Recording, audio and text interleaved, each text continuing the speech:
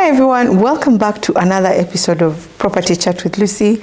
Now in today's episode I want to talk about the hard truth of being a real estate agent, or basically how does it feel to be in the real estate world.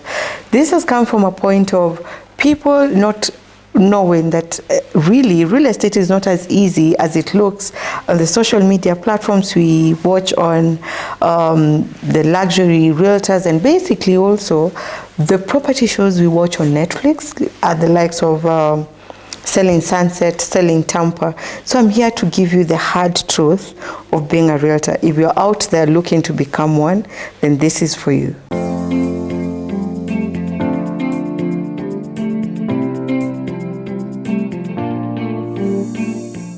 Real estate is not for everyone. It's a tough career. I'm going to tell you some of the things or experiences I've had in my career life where I found real estate so tough to a point where I almost gave up. There are some days that we all happy, as realtors, where you've cashed in, you have a big check with you, or you've made a bit of commissions from your transactions. But then there are other days that really things get out of hand, literally to a point where you find yourself even crying. A quick story time. I was managing this property, and basically I had targets to meet. Once you have an instruction from any investor to manage their property, you have deliverables to ensure that a given percentage has been met for the rental collections. Now, if that is not met, it means you need to answer why that has not happened. With the wake of COVID-19, a lot of retailers, a lot of offices were closed, and property managers were really in a tough position to push their deliverables as per the targets they had with their landlords or their investors. So for me, it happened that I'd always kept a pace of ensuring that I do my collectibles within the given targets, but now I couldn't, and I didn't have any promises from my tenant. And I had this one of these landlords who was very, I can't say unprofessional, because when it comes to real estate and things get out of hand, you should always not, or rather don't get personal about it, because at times it doesn't, you don't have hand to why things are not happening the way everyone wants them to happen. So he called, and yeah, everything happened. And I remember just going home and crying. And I was like, I don't know why I keep on doing this, because it's really taking a toll on me. But one thing that kept me going is the fact that as much as I knew it was not my fault, I had a responsibility to saturate the situation and just ensure that I could at least do something for this landlord. And that actually happened. So what I mean is, just be open-minded. Drop your ego. You really can't have an ego in real estate. Yeah, I know we show people all this glam, luxury apartments, luxury villas, houses, and everything. But I can tell you the things that go behind for us guys to hit our targets, it's quite a lot. If you're not ready to put in the work, this is not for you. And I mean waking up, ensuring that you've put everything together, whether you're employed or you want to become your own boss. There's that bit of real estate going in and putting in the work, because you're given commissions as per the work you put in any transaction. I will tell you again, especially for the agents who are in sales market, this profession is a whole emotional roller coaster. Let me give you an example. You might be selling a property worth 100 million, and then you get a buyer who is willing to put in 70 million, and probably sellers, most of the time they get emotional with their properties, and they actually they're working to achieve a given figure, but the market could dictate differently. Like right now, it's a very strong buyer's market. We are heading towards elections, and people are not spending. Getting an offer coming through, it's so tough. And at times you get an offer, you have to persuade the seller to get or to accept this offer. As realtors, we only get paid once a transaction is complete. Now, as a realtor, you're actually looking at the amount of commissions you're about to make. But then again, here is a seller who's not about to budge, or they're not even willing to accept this offer. Then you go to the buyer, and the buyer is like, I don't have money to top up, and that's my final offer. At that point, let me tell you guys, you go through some mental trauma that you can't really figure it out clearly. But you as a real estate agent, you need to saturate the situation, make the seller understand that this is a good offer, because technically, if someone is making a reasonable profit from what they bought that property for, in my opinion, considering the market conditions, it could be something acceptable to both parties and just move on. But it's always a very tough ground to make sure that this, I always call it, it's a mind game kind of a situation where you go to this person, you tell them they're not willing to come up, or this, what do we do, you know? So that's something, guys, you actually need to understand.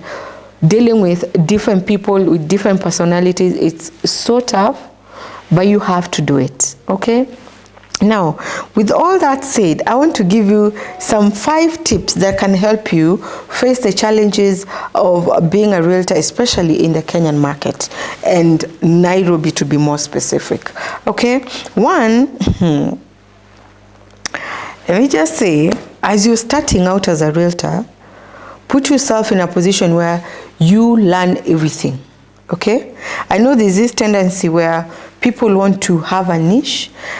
It's not bad, but I would say start from a point where you want to learn everything, from valuations, sales, how to negotiate sales, how to get listings, how to do property management, cutting across the different sectors, residential, retail, and commercial.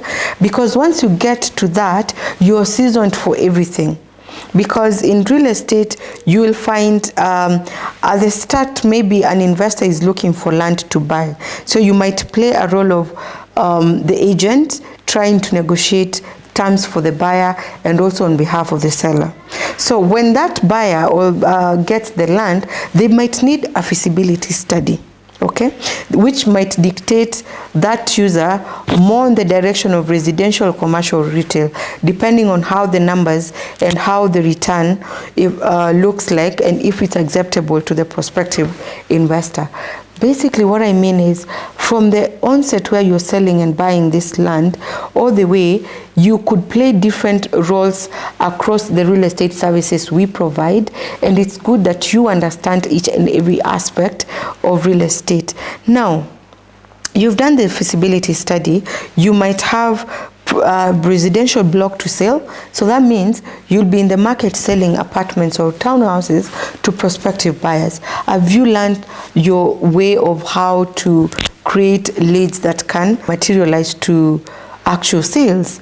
Now, if it's letting or a vacant commercial building, how do you fill up that building?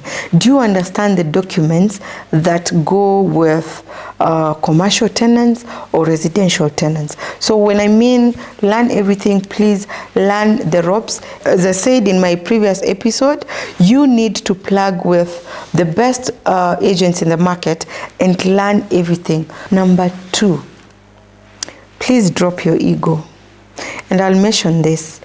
I've met many people who would call me and they would tell me, I have 5 million and I'm looking for a property, but I don't know if you deal with this kind of buyers, because I feel like you deal with high-end people.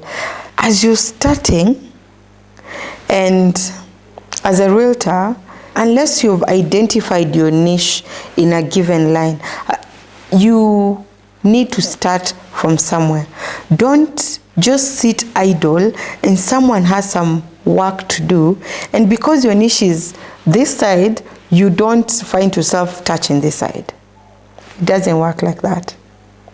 I can tell you, I even give an example. I have done a lot of work in Eastlands, Buruburu, Isli, everywhere, name it. It doesn't, for me, it's not about putting yourself here. If you're anyone, to be honest, I will help you. Okay? It's just about, it's all about helping people actualize their real estate needs. For me, and as a realtor, if that's your objective, I can tell you you're going very far. Because one thing I've come to realize is, even for you to get to a point where you identify a niche, you identify that niche because many people are coming from that direction. Not just, you just don't wake up and you realize, no, I want to sell houses in Spring Valley alone. No. Many of the times, yes, it's good if you live around that area, it becomes easier for you because you're well known, you're conversant to the location. But I'll say, drop your ego and do everything that needs to be done by your client, and from there you build your sphere of influence. Okay? Now, the other thing is dress for success. Let me tell you guys, the first 5 minutes you meet with a client, they learn a lot about you. From how you talk, how you smile, how you dress, how you walk. There's just something about dress code and how you conduct yourself. And I'll just put it out there. Please dress like a realtor and dress to hit that deal and make it for that day. Okay? It has worked for me. You might not even know what you are about to get into, but let me tell you, that confidence you show people with how you've dressed yourself, it's everything for any professional out there, real estate being one of them. Okay? In one of my previous episodes, I talked about how I walked into the best real estate companies in this market, and I believed in myself and I got a job.